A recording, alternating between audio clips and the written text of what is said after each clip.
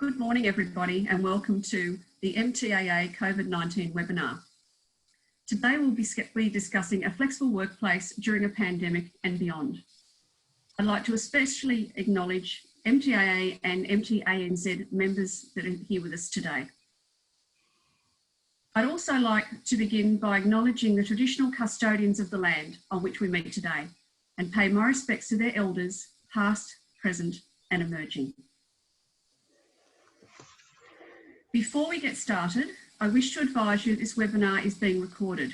If you have any questions that you'd like to ask during the session, please click on the Q&A icon at the bottom of this screen and we'll answer them in the Q&A component of this webinar.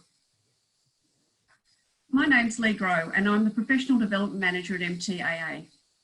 During today's webinar, we'll be discussing change management, adapting to change during a pandemic and the new world it's given us, and what is the future of a flexible workplace.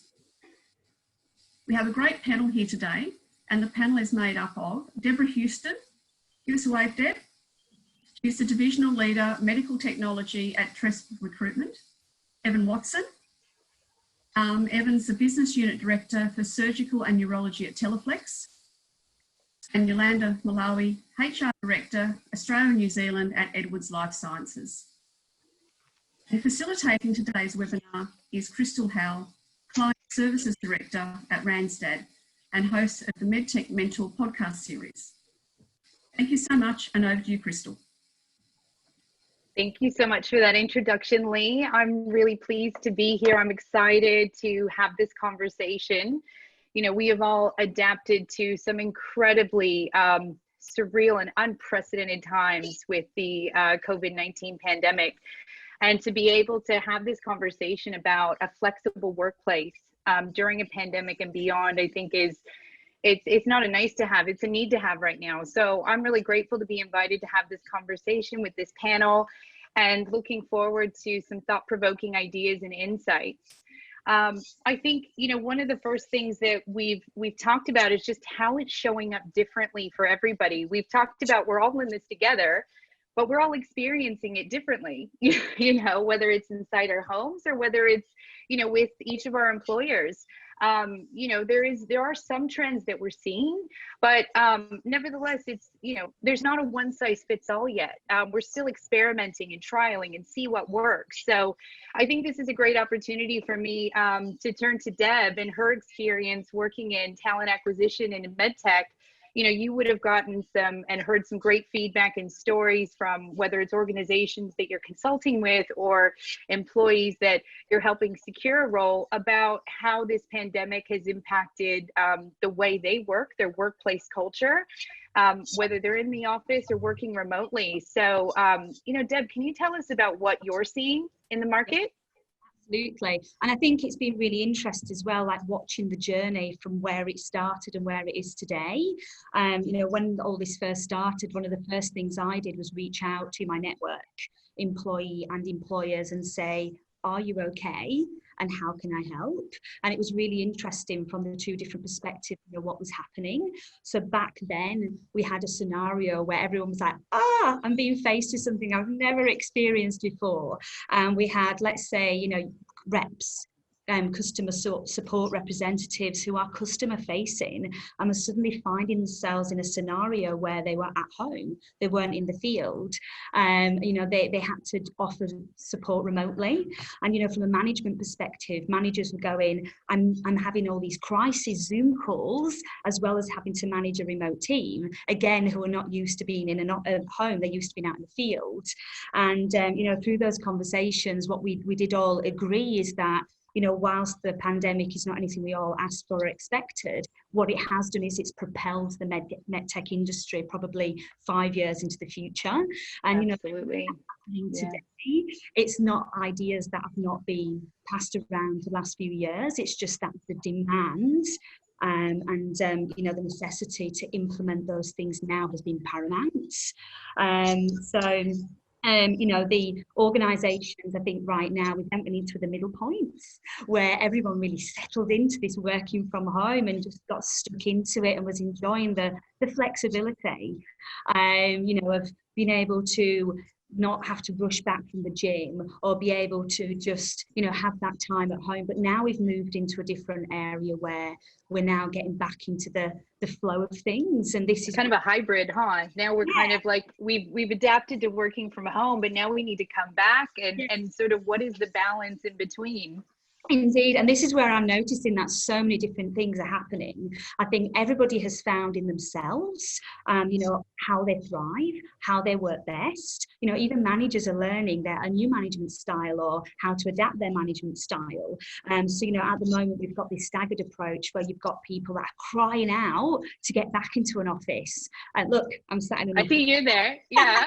Yeah, you know, some people are thriving on getting back into that. So I think the majority are really adapting to that. I want the flexibility of, I want to be able to do some working from home and work from the office.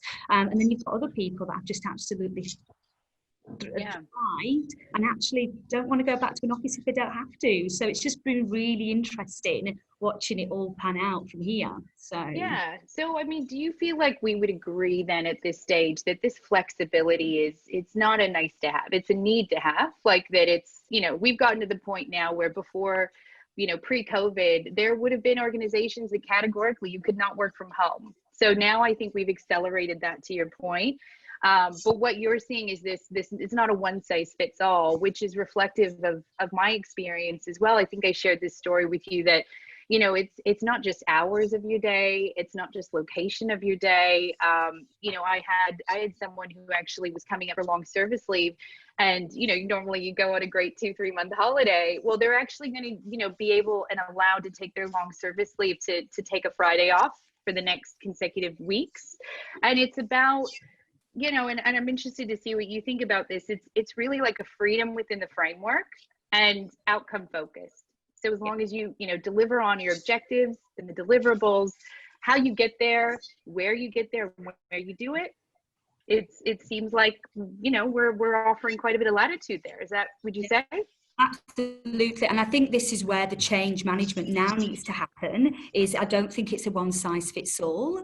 I think employers need to have that EQ and that empathy side to really understand what's going to work for a particular individual, or a particular team, or a particular focus. You know, there's some roles, like a field technical engineer might physically need to be at a bench, whereas, you know, a rep, for example, can do that mixed work from home. Our roles, we can do flexible. But I think what I'm seeing is that you've got some people, especially with families, who are finding great success in having a staggered working day. The 9 to 5 is well out of the window. 9 to 5 working does not exist in any industry anymore, I don't think, and that's been happening for some time. So, you know, you've got some people who are logging in and probably not taking a break all day, but then they solidly work, and then 4 p.m. in the afternoon they might be, okay, I can finish now. We've got other people who are, you know, mixing it up. You know, they might start early, take a break and take a longer lunch for exercise and time out, mental health. And then you've got others that, you know, working around family commitments, who maybe are logging in the evenings, but they're still getting the output in a completely different manner to what we've ever seen or ever done before. Yeah. And look, I think it's been great to, and I think, you know, Yolanda and Evan, it'd be great to know if you guys would mirror this in your organizations. At least we have with the organizations I've consulted with, is that productivity hasn't dropped despite the location of work where it's happening.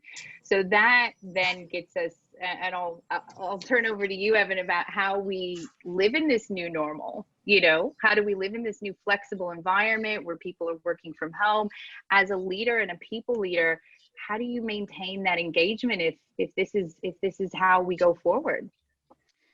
Yeah, great. Thanks, Crystal, and thanks MTAA for inviting me into this webinar. It's something I'm incredibly passionate about, and welcome to my office. I've taken over my daughter's bedroom. She headed off to boarding school in a country town at the start of this year.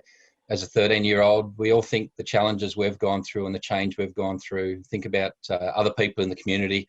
My daughter heading off to boarding school in the middle of a pandemic, but it's a beautiful attic room facing north, the sun streaming in, and I found it to be a great place for me to work. And your comment around productivity, it was always the question: are people going to be as productive or more productive at home compared to the office? And all of a sudden, it was thrust upon us, and we proved that the productivity didn't change, the outputs haven't changed. I think, speaking to many people across many industries, that we've shown through, finally used technology to show that we can actually perform in many roles. There are certain roles that you just cannot do virtually, but I think over 41% of roles can certainly be done virtually, and we've shown that that can happen. So let me talk to you about engagement during the crisis, and change management, and my lived experience through Teleflex. I'm sure many of you have had similar experiences in your companies. I think it's really important to share and learn from each other. I think the first one for me is that managing through the pandemic, it actually started probably for us at the start of 2019. We weren't happy with our business continuity, with our operations, with our customer experience, and put along a lot of change management to actually improve ourselves to be fit for the future. We didn't know at the time what fit for the future meant, but we certainly knew we needed to improve our game, and spent 2019 doing that. But you can probably go back even further. Teleflex is a fairly new company in Australia, about 6 years ago, set up its first office in Sydney. And really then was probably when it determined how it was going to navigate the pandemic. This office had no offices. It was a truly hot desking arrangement. There are activity-based learning areas. It was a flexible working environment, and really put us in good stead for when the pandemic occurred.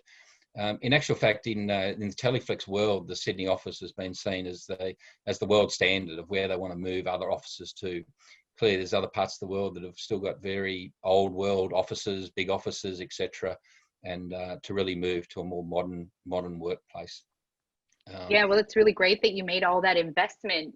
Can you, like, to your point, can you imagine had the pandemic happened 5 years ago, what it would have taken to adapt and actually be productive?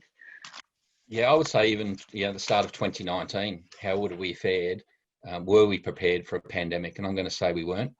The other benefit that Australia had prior to the pandemic was the bushfires. We seem to forget that from November to February, we had the devastating bushfires. I mean, many highways around the country, many of our staff were working in places that were affected by bushfires. We had medical products on trucks going around the country. I mean, the Nullarbor was closed for about a week. And Teleflex set up a crisis management team for that, because we had to work out how to manage people and products as literally the country, burst in flames. And that put us in good stead. So when the pandemic came along, we'd already lived through the bushfires and learnt through the bushfires to really work about how do we manage change with people, products and platforms during the pandemic. Yeah, that's I know we've gone from one crisis to another, and it's so easy just to forget. And even before the bushfires, we had drought.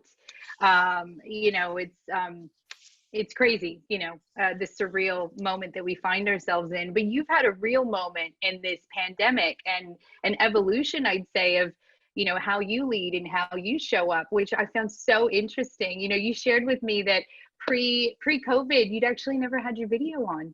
You ripped the Band-Aid right off. Is that right? Yeah, it's a really interesting, literal experience that I had. That it was a Band-Aid. I got my new laptop, and I wanted to put the Band-Aid on. I didn't want to be caught out with my video accidentally on during work calls. For me, the sound was enough. They didn't need to see my face when I wasn't working from the office. And our general manager in March said our senior leadership team was going to be done virtually, the first time ever, and we're all going to expect to have our video on. And I literally had to rip the Band-Aid off my camera. And I must say that the next 6 months have just been wonderful. I've really embraced the video, the connection that I've had with my team, with people overseas, with work colleagues that I missed. We've had the technology. I mean, webcams have been around, I would say, for 15 years, and we've chosen in the work environment not to use them. And I think that's been a real loss over many years. And I've been really, thrilled that we've been able to learn to use technology to engage with each other. Well done for you with being brave and just going for it, and also just appreciating how much it's enriched your connections with your team. So you share that you have a freedom in the frame, grounded in values at Teleflex. And can you speak to those? Yeah, I think it's a key when you come into a crisis and you talk about change management. What grounds you? I had the pleasure of working with Medtronic, which has got a wonderful mission, and in Teleflex, I found some great values, and that's really been our true north. All of our decision making that's happened in the last 6 months has really been tied back to our values. The values of building trust, make it fun, entrepreneurial spirit with people at the centre of all we do. And they have become our true north. One thing I really like about them is they were developed by employees. These weren't developed by senior leaders or management consultants. They're actually about employees from Europe about what type of values do they want in an organisation. And they've held us in great stead. I think about building trust over the last 6 months, just how important that has been about trust in what you're doing, how empowering it is for people when they are working from home. Trust is absolutely key, and it's been the key to our success. And the other one for us is that all decision making really must increase trust. And we've all had plenty of fear and anxiety over the last 6 months, but by having trust, you can certainly alleviate that and deal with it. But think about the people at the centre of all we do. I've got a few examples. I've got a long history in pharma, and I think pharma have done some great work over the last few years, and I really challenge MedTech to really see what we can do in an innovative environment around our work practices, and particularly our people. I heard recently that Bayer, their performance management process, the first thing they do now is they ask the employee, how are you? I think about performance management, I think about objectives, I think about assessment of objectives, I think about has people achieved or not achieved. And for an old world German company to be focusing on the employee and how are they, I think we can all take a lot from that. I can certainly learn from that in my interactions with my team. And the next one for me is about comms during crisis and change management is tell people what you know when you know it. And I can honestly say that there's been nothing that we've withheld from the organisation about what we've been experiencing. That to be able to share what we know when we know it has been tremendous, and really about managing fears and turning stress. We all had stress into creative energy, into solution orientation, has been really inspiring for me. Yeah, well, in hearing what you're, sharing all of those things, clear, transparent communication, and the trust building and the empathy, those are all building that connection, that sense of belonging, which also then helps resilience in some really, incredibly trying and unprecedented times. So I think you also said there was something that you started doing every Monday, which was very different for you, which was, more of a personal chat on a Monday, no business. And can you share a little bit of that story with everyone?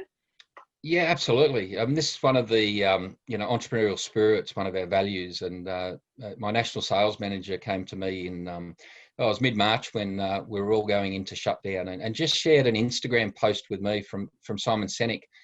And he basically said, we're all going to go through this unprecedented change. We need to connect with each other. And he recommended that all work teams meet for half an hour a week and just share their personal stories. What are they doing on the weekend? What do they do on the weekend? What's happening in their life? In some respects, it's what's traditionally happened by the water cooler, on the walk to the cafe, or in the kitchen. And by being us all in lockdown, we're going to miss that. And I'm normally a pretty competitive, business-orientated commercial person. My meetings are about business, but I was prepared to get in and have a go. And so I booked in the first meeting on a Monday morning. And literally now we're 6 months into it. Every Monday morning I start with this huddle. Simon Sinek calls it a huddle. Where we literally just go around the room figuratively with our videos on. I do it walking on a Monday morning with my video on my phone. And we just talk about what's been happening in our lives. And for me, that's been just a powerful learning. I've certainly changed by that. I've certainly seen the power of connection and, really that engagement that can come from it. And my other teams do them sometimes on Mondays, sometimes on Fridays. And I'd certainly encourage everyone just to do those non-work calls when you are working virtually.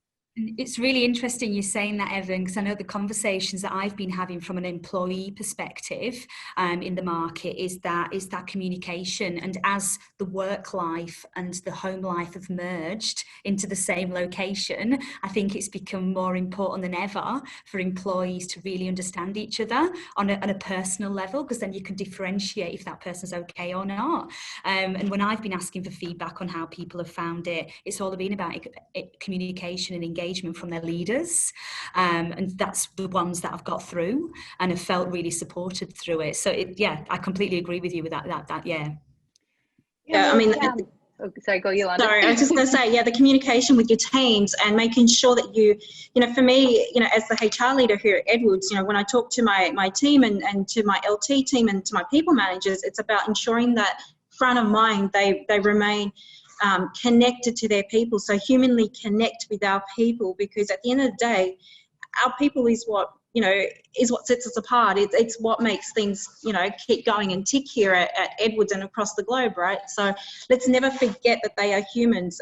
You know, I've loved, you know, this whole pandemic and the fact that, you know, I've seen people, you know, interact with their kids and their kids come in, they're part of our conversations, or their partners, or, you know, their mum's giving them an affectionate kiss, or, you know, greeting them and not really realizing they're on one of our team meetings. But it's just been so fantastic. And this opportunity that COVID has presented us all is to really increase the EQ, the emotional intelligence, and to, you know, to stay and to remain humanly connected is just amazing. It's just something that will, you know, hopefully we'll harness for the rest of the time to come our way.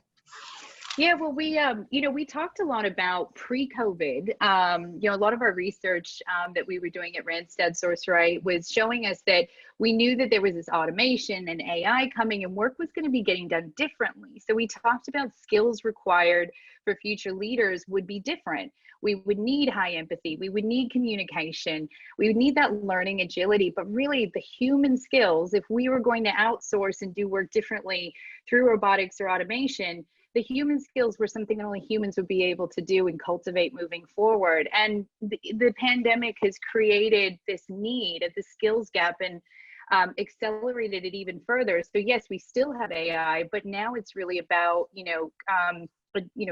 working with our employees through the fears and the anxiety that they're experiencing. And Evan, all those little Monday calls that you've had, that's trust, that's marbles in the marble jar, the many moments that will really see you through the harder times so you can have a resilient team in Salesforce. So Yolanda, I think this is a great transition for us because we've been talking about this skills gap. You know, we know learning agility is always key. We always want people to be able to, you know, pull from the abstract and gain insights. We always want that. Yeah. But empathy, you know, did our industry always value empathy? I remember, you know, once taking the Gallup at Stryker, having high empathy, and they go, oh, we don't really value that much. And now here we are, it's at the forefront, right alongside communication. So as a HR leader within Edwards, how are you working within the team to develop that skill and that muscle? Yeah, look, I mean, for us at the leadership team, I mean, empathy was probably not high up there on our strength finder, on our Gallup strength finder, but it was something certainly that, you know, when we got that awareness, and we got that awareness a couple of years back. So it was something that as Edwards, as a leadership team, we were very dedicated to ensuring that, okay, so it might not be a natural strength, but it's something we must work towards, right? We must do this. So even before the pandemic was here, empathy and trust and the ability to have those regular meetings and engage with your people, you know, and to really focus on them is what we needed, you know, what we need for the future, along with AI and all these other wonderful innovations that's coming our way, right? We're not going to stop them or prevent them. But I think, you know, if people were fearful that AI was going to take over the world, and, you know, this pandemic has probably brought in the reality of it's not going to take over the world. We're always going to have a pandemic, whether it's, you know, whether it's a medical pandemic or something else. We just need to have the skill set. So here at Edwards, you know, we continue to give all of our leaders, our people leaders, you know, the awareness through different, you know, through different testings or assessments. And then we also give them, you know, coaches and personal coaches, and we continue to get feedback all the time so that we can make sure that we are developing that skill set. You know, here at Edwards, you know, we seek feedback, and we actively seek feedback all the time. It's part of us, it's our DNA. And, you know, we walk up to our people and we ask them, hey, you know, after almost every meeting, hey, give me some feedback on A, B, and C. And we ask for very specific feedback. And our ability to connect with our people when we get our engagement scores, you know, are a clear testament that we are doing things right, that we are connecting with them.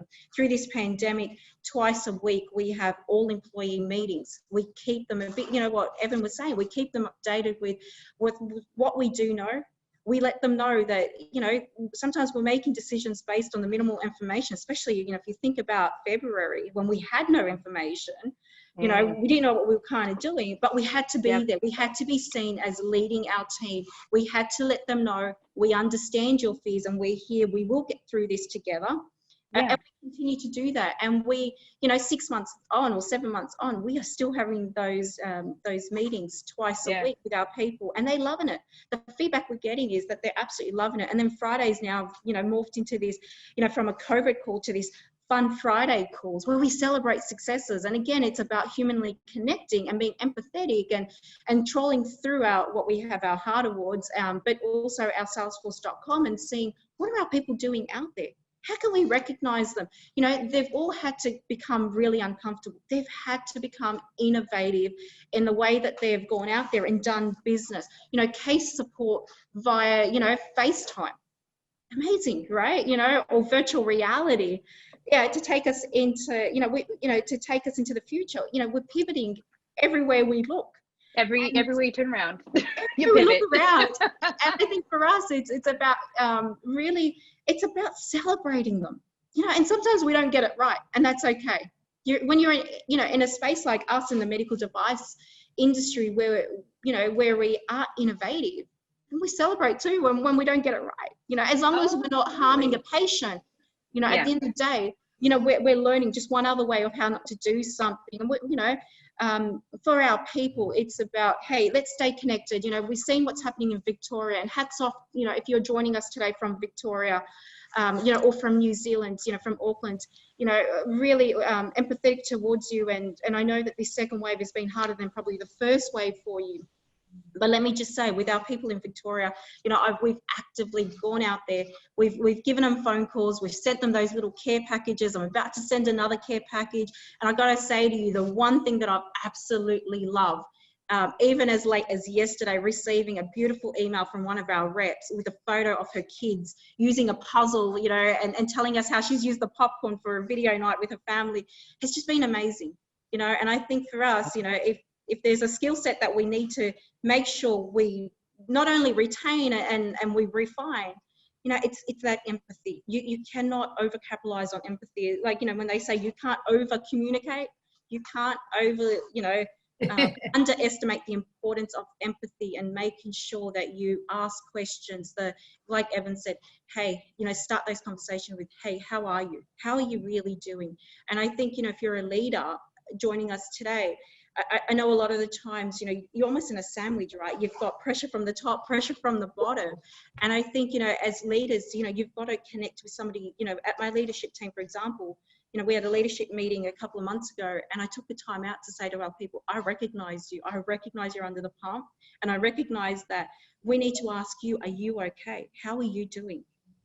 Yeah. Right? So we're all so busy and consumed with looking after our employees, looking after our customers, our clinicians and our patients, and ensuring safety and all that. But let's not lose sight of our people, our leaders, our people leaders, because I think, that also sets us apart. And it's, they need to feel the love. They need to feel that they're cared for. Because we want to retain them, right? We want to retain our talent. This pandemic will go to a new norm. I don't know what that new norm is, but it will go to a new norm. And the one thing that will set us apart is, to see our voluntary turnover post the new norm, right? And if you've got a leader who is really connected with their people, who have the empathy, the trust, the communication skills, the vulnerability to share and to say, hey, I'm walking alongside you in this, then hopefully in the new world, we retain those talented employees rather than them walk out the door. Yeah, absolutely. I mean, it makes perfect sense from a human resource perspective, but it also makes very good sense from a commercial perspective. If we can foster care, connection, and belonging in the workforce, it drives resilience, it drives retention. You're able to go through the harder stuff. And, to your point about how we're all going to feel when we look back once we've settled into the new normal, you know, we're already hearing, you know, in my practice, talent asking, you know, well, what's the impact been on COVID-19? How have you responded with your workforce? You know, how has retention been? They're actually asking that question, like how many people are there? How many people have left? What are they saying? You know, we know from our latest research that we're seeing, you know, even the most secure performers, 70% of them feel insecure. And so 7 out of 10 people, whether they have something to be insecure about or not, are feeling that anxiety. And then 50% of them will be willing to have a conversation. And I think depending on how the organization has reacted and managed this pandemic, from communication, from those points that you just discussed, it could be the difference between someone risking to move or really settling in and staying. So I think that's also, you know, the commercial aspect of this. It's like flexibility. It's not just a nice to have, it's a need to have now. We know there's talent scarcity within this industry. And so, you know, we can't just keep buying and poaching the talent. We have to develop it from the ground up, and that's expensive. So we definitely need to foster, you know, that connection. So the retention is there as well, but in a, you know, it needs to be genuine. Otherwise, again, you know, you can certainly feel that as well, and that doesn't go far. So one of the things that you said, which we hadn't touched upon yet, was your surveys. That's a practice that we've been highly recommending from a Randstad perspective about, you got to have a pulse on to know, as you're experimenting, you're being agile, trying new things, different strategies, how do you know how it feels? So can you tell us a little bit about your survey cadence and what insights it's given you to make those changes? Yeah, so, well, since COVID, we've had 2 formal all employees across the globe surveys, and also at a local level, we've also released 2 local surveys just to figure out, how are people feeling? Where are they at? What are they, you know, what are they anxious about? What aren't they actively, you know, or openly talking to us about? And for us to be able to respond to them and to, you know, ensure that whatever we're doing, it's what they're looking for, right?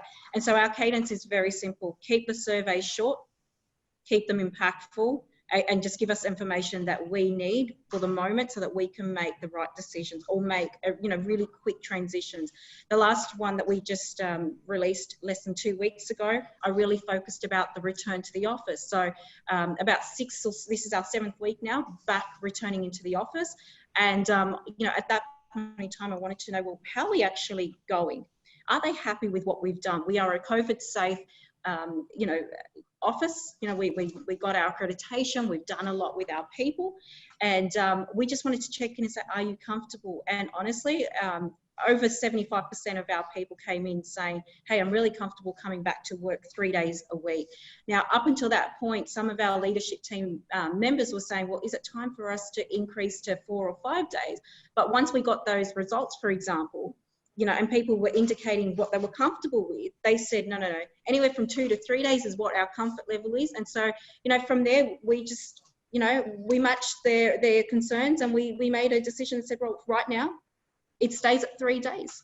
Yeah. You know, they don't need to come in any more than 3 days. That's where their comfort zone is. We're working with them. As you've noted before, productivity hasn't decreased. Yeah. You know, it's still there. For us, you know, the other skill set that our managers have to ensure front of mind is that just because you can't see your employee doesn't mean that they're not actively working. So make sure you're touching base with them regularly, asking them about, you know, what are their fears and how can we develop you, and have all of those conversations. There's really great conversations, but the cadence is very simple. Keep it short, keep it simple, and actively share the results and act on them. Yeah, and respond to them. I'm assuming they come through anonymously, right, Yolanda? So we have a similar thing. We use Peakon, and we were, you know, at one point we were doing it weekly, like even pre-pandemic, and they realized too much, went fortnightly, we were monthly, and then pandemic, now we've gone to a fortnightly. But I just love that whenever there's a comment, you almost instantly get some sort of feedback, and it's anonymous, but you still feel like you're heard. So the communication door goes both ways. We need to communicate as much, as frequently as we possibly can, as clearly, because clear is kind, as as we possibly can. But then likewise, we need to solicit and look for that reciprocal communication from our people, so we know that what we're doing is hitting the mark. Evan, I was wondering, do you guys do any surveys at Teleflex? Yeah, not surveys. As an employer of not a great size, we've been able to do the personal touch. So the senior leaders being able to divide up the staff and contacting them individually has been very, very impactful and powerful. And the other one for us with entrepreneurial spirit is just encouraging people to come forward with answers to the crisis management team. And so, you know, lots of the suggestions and ideas that we've done have really come from within the organisation. It hasn't come from some, you know, overseas directive, etc. It's come from within. And I think that's been really powerful for us to have that openness and trust that, you know, the word unprecedented gets bandied around a lot, which means we've never experienced it before. So we need to all work on how to find the solutions. What's the right return to work policy, like Yolanda talks about? What's the right process for different individuals? We need to learn together to find that happy outcome and the right flexibility. Yeah, well, I'm hearing experimenting a lot. You know, I'm hearing the opportunity to try something and, you know, do it within, you know, relatively safe confines. I think I shared with you just briefly before we got on that we're actually trying a small experiment in Queensland with our agency team where they're going to go 100%, you know, virtual, working from home, but with some flexible options, and just to try this little, you know, ecosystem of Queensland on for size and see how it works. But really KPI driven environment, you know, as you know, in contingent agency. So we're adapting and trying new things. You know, Deb, you know, before we get into Q&A, I was wondering, do you have any interesting stories from those little trials that maybe organizations have gone around this flexibility that we could share with everyone? Yeah, sure. In terms of returning to work, or yeah, like, you know, just adapting without that one size fits all, you know, approach, or any unique ways of offering flexibility, you know, outside of location. Yeah, absolutely. Well, I know one thing that I've noticed is that there's a lot more organisations that are now open to having people based in more remote locations than what they would have had previously. Yeah, moving farther away, huh? I think one of the key things is I think marketing historically has always been must be based head office, or, you know, but now there's that flexibility of, well, why can't that person be based from Victoria or Queensland if the head office is here in Sydney? But yeah, there's been quite a few different creative ways. I think I mentioned before, I think the 9 to 5 has been appreciated, that no longer exists. So I've heard stories of people that are doing very different days. I know there's been quite a few people I've had conversations with, and they've gone, I get the majority of my work done now in an evening because I'm able to enjoy some family time and then work around that and things like that. So that's kind of like some flexibilities and ideas I've seen. There is one particular organisation that have really embraced job sharing, and they're really taking this time to look at bringing job sharing into every single vertical across their business. Oh, very interesting. Really interesting. Yeah. Yeah, and I think, you know, if, as we say, you know, whilst reps have been forced into having to do remote support, I'm predicting that might see less people customer facing on the road, and maybe increasing that kind of office space, account management, inside sales, like that's, and customer experience. You know, that's a lot of new job titles, and there'll be a lot of new skills required. So I think the pandemic will completely change what's going to be required in terms of skill set moving forwards. Absolutely. So yeah, it's kind of upended a little bit of the normal team structure, I suppose, which I totally agree with you on that. I think we're going to see new roles, different roles. I think we might see, you know, maybe a contraction of the field reps, but more, because we've all digitally transformed now. You know, if this is the new normal, then we know that our hospitals are going to want to see reduced representation, because, you know, even right now, if it's not absolutely necessary, then they have a preference to not expose you or expose the patient. So I think that's a really fair prediction, and I think you know, job sharing is very progressive for our industry, and I look forward to seeing how that shows up. especially in, you know, more of those commercial roles. So I think it's a good time just to kind of move into a little bit of Q&A. And in fact, Yolanda, I had a question from Sue from the audience that she was interested in survey questions and kind of what that looked like from a return to office. So I think that would be a great idea for us to share after the webinar. And I can even add some other sort of advice and thought leadership from, we did a 3-way partnership about returning to work safely, Randstad, Adecco, and Manpower, because we pretty much transformed overnight in like 48 hours. And so, because they had already, you know, much like Teleflex that Evan had said, we'd invested a lot in tech. Tech was really important to us. So we can give some of those insights as well. And we'll put it in the link in the recording. So Leah, do we have any questions coming through from the audience? Oh, I like that Simon Sinek post that you put up there, Evan. That's awesome. That's where Evan's Monday morning huddles, the inception of, started, was with that Instagram post. So, you know, well, I think that one of the things that has come up from the audience is, like your Monday morning huddles, Evan, is there anything else that you've done from more of that softer approach, engagement? You know, I know you had some really cool stories about ways that you guys have connected with each other. You know, like even cooking classes or something was really cool when you were sharing that. Yeah, no, absolutely. We really focused on, you know, the whole mind, body and soul of the team, and realizing that there was a period of time then when everyone was virtual, and how we could connect. And for me, there was this powerful transition from physical to virtual.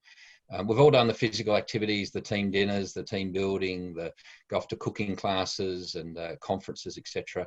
So, yeah, morning tea celebrations. They're great, but you've got to be in that location. You've got to be in head office at the time. You've got to be at that meeting to participate. Versus virtual, the whole organisation can be involved. You can send that meeting request to everyone, and they can participate. And I think we've really used that as a powerful lever. There's been a range of activities we've done. We've done, you know, PT training classes. Anyone from, you know, Perth to Auckland could join those. We've done other activities, mindfulness sessions with NLP. We've done trivia. We've done Friday drinks. I'm sure many companies have done similar things. Happy hour, yeah. Happy hour. The powerful thing for me is that almost all of those sessions have actually been led by people within the organisation. That people come into our organisations with phenomenal skills, and sometimes we don't even realise the skills they've got. And to actually let them live and breathe is a really powerful learning for me to see these people, you know, share their skills and strengths with us. One of the most powerful ones for me was actually one of our salespeople is from Italian heritage and has been sharing her love of Italian cooking quite frequently with us. And same thing, I'm thinking, you know, do we really need to be doing things like this? We could be focused on commercial objectives. And I logged on to a lasagna cooking class once. She's invited us into her kitchen to share her love of cooking, to share her mother's recipe for lasagna. And it felt like we were engaged for hours in this session. It was a wonderful community engagement. And I logged off from that call and been going for 18 minutes. And I thought the power of what you can do in a short amount of time, that will live with me forever as one of the real powerful learnings about engagement and connection across a team. And that team now is incredibly tight and well connected through some of those activities. That's beautiful, Evan. Thank you for that. You're truly converted. I love this, you know, in like just a few months, just all the way over to the other side. I love it. So we've got another question from the audience. This one's a little bit, you know, look, with all of this flexibility and agility, there's a dark side to it, and as well as that this productivity, is it a false economy? How are we dealing with our staff, you know, that we're making sure that they are looking after themselves, that they're not running and racing towards burnout because they feel scarcity as a result of this pandemic? So can anyone field, what are we doing to make sure people aren't working too many hours and being put under, you know, on their own, under too much pressure as a result of this feeling within this global crisis, essentially? Yeah, look, I mean, I'll take this, and then Evan and Deb, you guys can chime in. You know, if for us, through our calls, and I spoke about the calls, the weekly calls, you know, on those calls, I've actively gone on them and said, you know, my expectation is that you do not work, you know, after hours. My expectation is that you do take your lunch breaks. That's an expectation. We followed that up with in writing also. But it's also about, again, it's about when we talk to our leaders, it's, you know, some of us do like to do our emails late at night, and we do several of them, but also just setting them to delayed, you know, delaying when they actually get sent off. So if I'm doing an email that's at midnight, you know, I'll set it up so it arrives at 8:30 the next morning to the employee's inbox. And there's a reason why I do that. It's because I don't want them to have this expectation, oh yeah, because she's emailing at midnight, therefore she expects a response. And that's truly not what it's about. It just happens to work for me. So I think, you know, and you know, exactly what, you know, Evans was talking about, it was about the wellness. You know, for us, we've done a lot of initiatives around total wellness, about staying hydrated, 10,000 step a day challenge. You know, it's about all the heightened amount of communications and emails about total wellness, and giving them access to different classes, yoga at your desk classes, or whatever it might be. You know, and I think that's what's really important. And keeping the Friday calls as a fun Friday, bringing them together where, you know, for that 15-20 minutes, it's, you know, the Edwards band that they've now created coming together, singing, or, you know, celebrating whatever it is. Edwards band? Yeah, we have an Edwards band. We've got amazing people who can sing and play guitars and play the drums. I mean, you know, exactly what Evan said, you know, there's amazing amounts of talent that we don't even know about, and thanks to this pandemic and the way that we've had to innovate and to be connected, we've learned and we've seen where, you know, that they've got these amazing talents that we can call upon into the future. We've got some amazing MCs, let me tell you. That's awesome. That I'm thinking about. So, you know, there's a lot of things. So I think, you know, for us, it's about total wellness, and it's for staying true to it. And as a leader, it's about walking that talk. It's about, you know, getting involved, you know, with your team. So, you know, when we did the 10,000 step a day challenge, it was amazing to even have our MD take part of it, you know, and to talk about, you know, hey, have you gone for a walk? You know, as HR, we sent out water bottles and said to them, we need you to stay hydrated, go and take a break, you know, and there were infusion water bottles, and sending them, you know, recipes on, you know, for them to try. But it's really about that. I mean, that's one of the ways that we can ensure that people, you know, really try and limit, have that healthy work-life integration. Yeah, that self-care. And I think as well, like, just to add to that, from an employee, I suppose, candidate perspective, what I've been hearing is it's all about the communication and actually ensuring that the employee understands the expectation, because I think that's when the burnout and the overworking or not getting into the flow properly can happen, when there's that gap. So, you know, for example, Edwards are making it very, very clear to their staff that they are entitled to take that time out to have that wellness time within their day. And I think especially within KPI driven roles, those are the ones where maybe there'll need to be clearer expectation about what that means to each organisation and what output can look at. Because I think, you know, pandemic is going to affect the market for everybody in every industry. So I think it will come back to that as well. But yeah. I think, I mean, this is what leadership is about. I mean, I think our people have worked too hard over the last 6 months, and I think it's really key that they hear that message about, you know, switch off, take a break, you know, work flexibly, but make sure you're getting enough of your time over the day and the week. And I do think, you know, as this extends, and this is going to be the new normal for many years, around the flexibility and people really learning how to work and look after their wellness is quite key. For some people, going into an office provides them with incredible stability. We don't know what their home life's like. We don't know what, you know, their mental health, their domestic situation looks like. There's a lot of unhealthy distractions at home, you know, whether it be inappropriate food or drinking or gambling or Netflix, that don't happen in the office. They're protected within the office. And we need to understand that, you know, that is a new normal for people, and how do we support them with that. I think there's a few things around meetings. In the early days, I was going back-to-back meetings on video, and you do 6 hours straight on video. You were exhausted. and really encouraging now for meetings to finish not on the hour. That meetings do finish a little bit early, and it gives people a chance to go and stretch their legs, have a bio break, get a drink or a bit of food. The MTAA Women in MedTech goes for 45 minutes. I think that's the model of what meetings should be. It does give you 15 minutes before your next meeting starts for you to have a bit of you time, and also find time in your week. We're calling it Wellness Wednesday, where we're trying to minimise emails and meetings on that day, which does give people a chance to actually do their work. It gives them a chance in the middle of the week to actually get on top of what they're doing, focus on their priorities and objectives. And that's going to be a challenge to try and do, but I think it's a mindset, a leadership frame to sort of say your wellness is important, and we just can't go from meeting to meeting to email and expect people are going to be, healthy at the end of the week and at the end of the month and at the end of the year. Yeah. Look, I think those are some great initiatives. I love that Wellness Wednesday as well. It's got a catchy phrase. It sticks in your head. People will be a bit more mindful of it. And I know one of the things that we spoke about when we were preparing about this is that, we usually have a bit of a rhythm, and that we work to a point we get a good holiday, you can reset. And I shared the Qualtrics Future of Work interview where Brene Brown had talked about, so she's referencing the US right now. So obviously they're in summer. They usually get to go off with the kids, school holidays, and then come back and reset before September.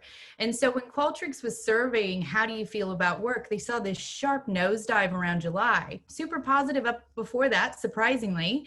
But in July, this nosedive, and what she opined is that we haven't had that opportunity to reset. So it's almost like that marathon weariness was really hitting home. And I think for Australians, we're on different seasons, but this is usually prime travel time for a lot of people. We Australians love to travel all the time anyways. I've adopted that, even though I'm an expat, it's mine now. And you feel that weariness, and it was a really big turning point for me when we were deep in, isolation. I was working on this massive government project, and our CEO had said, please take your time off. Please take your leave. I know you don't want to take it because you don't think you're going to go anywhere, but please take it. It makes such a big difference. And I ended up taking a week off over school holidays with my kids, and I came back like a new woman. I was like, let's go. But I didn't recognize how kind of fatigued I was right before that. So I think our leaders showing up and saying, look, I'm doing it. I'm going on those walks in the morning. Evan, to your point, I got my managing director that does that as well every morning. She's walking around, taking her calls.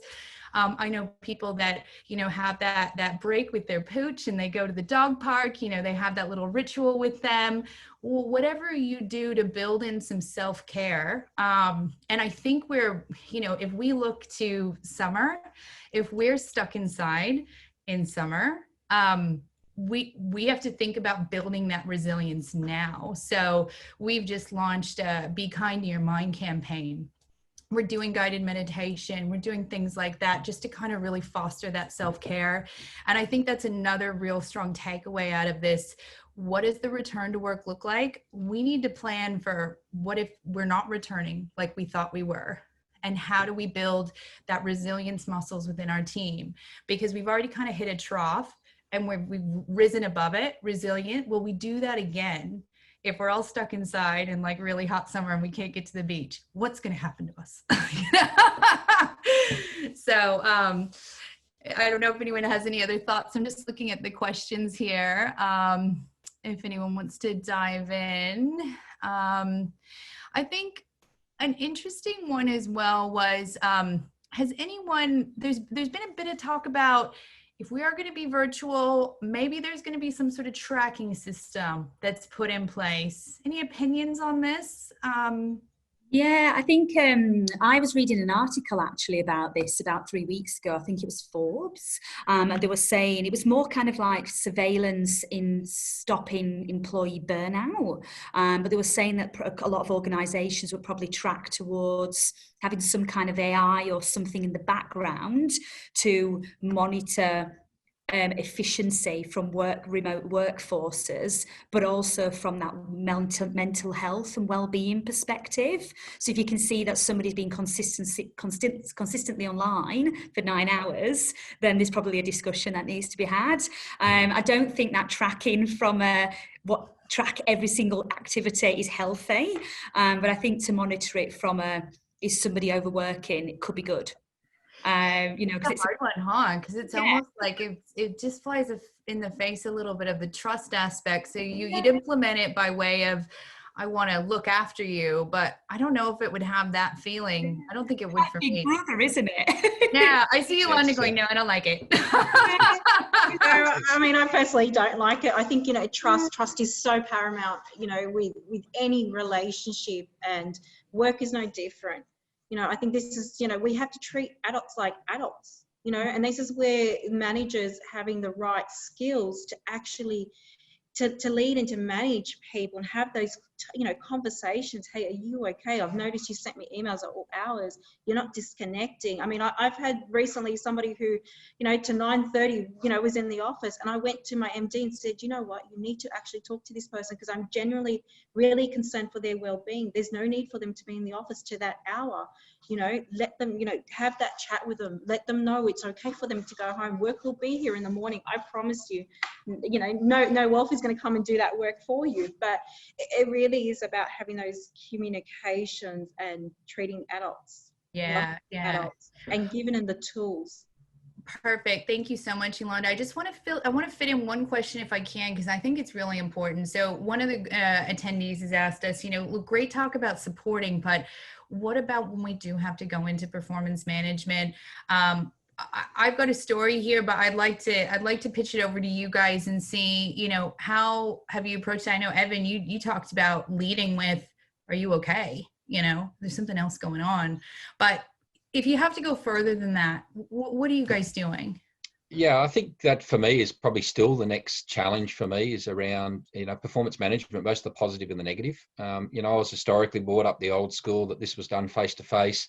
You gave negative feedback and positive stories to the person in person, and I'm still working through how to be better at that virtually. But the reality is, many of us have had employees that have worked interstate. If you're a sales manager or you've reported to someone overseas, and so they're not unusual things to have your manager or your employee work in a different geography to yourself. But I do think that is where we need to really, develop our skills. You do lose some of that connection via video, and we need to work through that as we're giving, sometimes some pretty serious, hard feedback to individuals. Yeah, I would agree with that. I personally had to deal with a performance management conversation, pretty much in the sort of mid part. And it was really difficult. And I just kept on really remembering that clear is kind. And that if I try to save myself the awkwardness of having this clear conversation, none of us would be improved after that. So I acknowledged its awkwardness. I acknowledged how difficult it was and the circumstances. I led with, are you okay?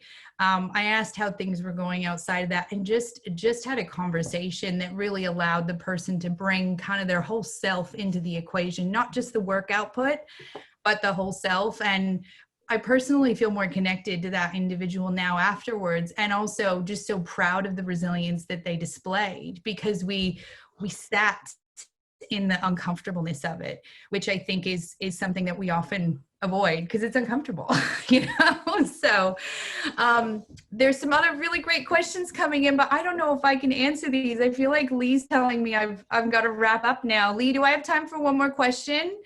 Or okay, she says, okay, I got one more. So this is one about the future, so Michael in the audience has asked, there's a lot of talk in the community about building back better after the pandemic, especially as it relates to our next big challenge. And he references climate change. What do you think that we can take from that current situation? In particular, how do we prepare for this future is really the cut and thrust there. Yeah, I'll quickly go. I think we've learnt to be agile and to adapt. I look out at the beautiful blue skies and the lack of planes and the lack of travel and things like that, and say, you know, have we been a bit kinder on our environment over the last few months, and what can we take from that as we move forward and work out how we can work in a you know, a more harmonious way with each other and the environment. Yeah, well, maybe with all this flexibility, maybe we're going to see a reduction of our carbon footprint, you know, from just travel, from office space. I certainly think our use of consumables has gone sky through the roof now. So we've kind of like upended the plastic concern, really. So thank you for that, Evan. Yolanda, do you have any thoughts on that, you know, from you know, just from sort of rebuilding back better, you know? Yeah, I second what Evan just said there. It's about agility and resilience. We need to take the positives that have come out of, you know, this pandemic, and we need to build on it. But we need a commitment to build on it, right? You know, I'm one person who is very, you know, I keep seeing all these masks and gloves and everything, you know, all these PPE that we need, and being really grateful, you know, including myself, using material masks now, you know, to try and keep ourselves protected rather than, you know, those consumables that we throw away and put into the landfill, right? So I think, yeah, it is about the agility. It's about just seeing what works, making sure that, you know, where we can, you know, give people their own bottles or their own cups or own mugs or own cutlery sets, for example, which is the next thing that I'm looking to give our people, so that we're not investing in takeaway plastic spoons and forks, right, to keep them safe. But, you know, it's those little things that I think that we can improve. And I think initially it was really reactive. You know, we reacted to the unknown. We did our best. And now that things are calming down, and even through a second wave and third wave, which will come because it's a pandemic, it's taking those lessons and implementing them along the way so that we don't destroy our planet for our, you know, for our future generations. Right. Thank you for that, Yolanda. We've got Lee back on now. She's like, go on, get moving, get moving. Thanks, Lee.